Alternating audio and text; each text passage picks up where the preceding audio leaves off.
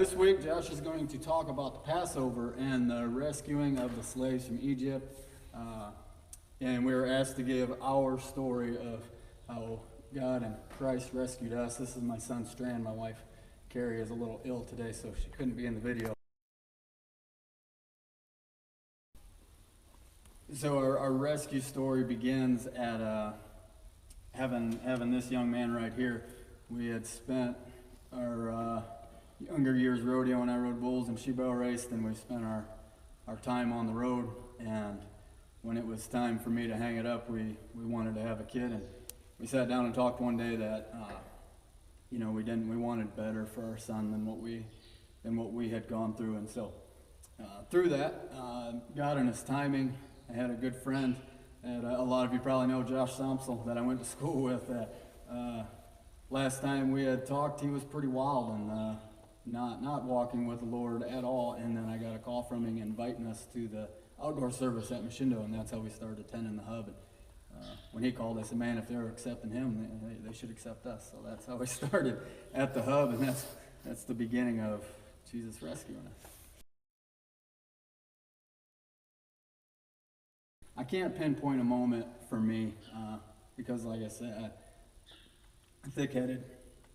You kind of got to be to ride bulls. So very, very thick-headed. Had a lot of years of bad habits and a lot of years of running wild that I needed to break. And it took God a little while, but that's the cool part of my story is He never quit.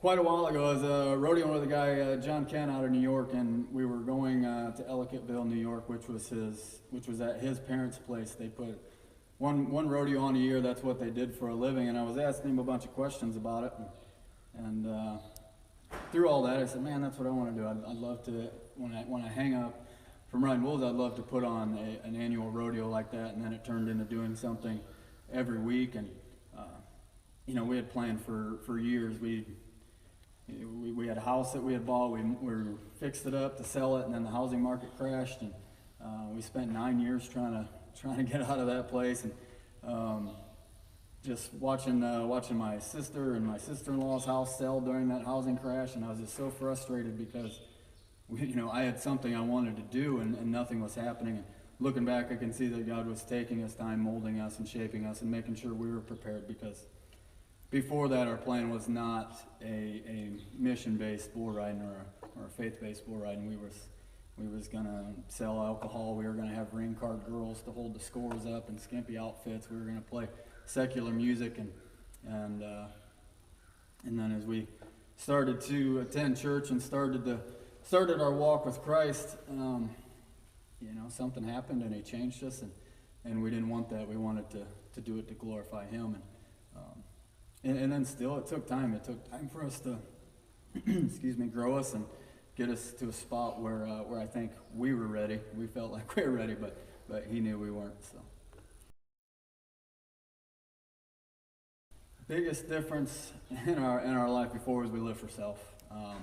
It was the next thing to make us happy. That was what we pursued, whether it be money or winning bull ridings, winning barrel racings, buying stuff, and just whatever made us happy. And then that was always fleeting. You'd work to accomplish something, and you'd be happy for 30 seconds, and then it would be over. And the difference now is we find just a pure joy in walking with Christ and living in His will. But yeah, walking with Christ and doing, trying to live in His perfect will, and finding just pure joy in just the moment of being with Him and having a relationship with Him, kind of rescued us from our old ways, rescued us from, like I said earlier, just a life spent in vain. I can't imagine waking up, being 80 and never knowing Christ, and then knowing that all them years were wasted. And so I'm grateful that He came to us when we were 20, when I was 26, and redeemed us then. And we were able to begin our walk because, Lord willing, if I got another 50 years in me, at least I got 50 good years of serving something that's awesome instead of myself. So one of there's numerous stories we get. funny thing is, starting a business, things go slow to start, and our second year was really difficult to the point that at the end of the week, Carrie would count the money, and there'd be some weeks that she'd say, "Hey, we lost $200," and then there'd be other weeks she'd hand me a 20 and say, here's what you get for the week, and that was after 50, 60 hours. We run in the wintertime, so being out in the snow and the cold, and there was a few points that man, I just wanted to give up. Like it's just not worth it, all this hard work, and it's not worth it. And it was at those breaking points that God would just hand us a little fruit, and we would get a message from somebody that came to Christ that was sitting in the bleachers. We'd get a message about a video that we had played, and somebody would say, "Man, I sat next to this guy and he just broke down in tears and crying." There's this 60-year-old man, big tough guy, sitting there bawling because of the video that was played. And so we would get lots of fruit like that, especially when we was ready to throw in the towel. God would give us a little bit more and a little bit more, and then as we disciple people, I talked last year about a kid that I just kind of had a special connection with him since I first met him. And he went last I knew 160 some days sober. No drinking, no was bad off in the pot, and womanizing, and through the ministry here, through the Bible studies before the events with the guys that we got doing that, and through a lot of texts and a lot of phone calls, and then he would drive a couple hours down here to be involved in Bible study with us on Thursday nights, and he was able to be freed of that, and Christ rescued him from a life spent in vain of chasing things that don't matter.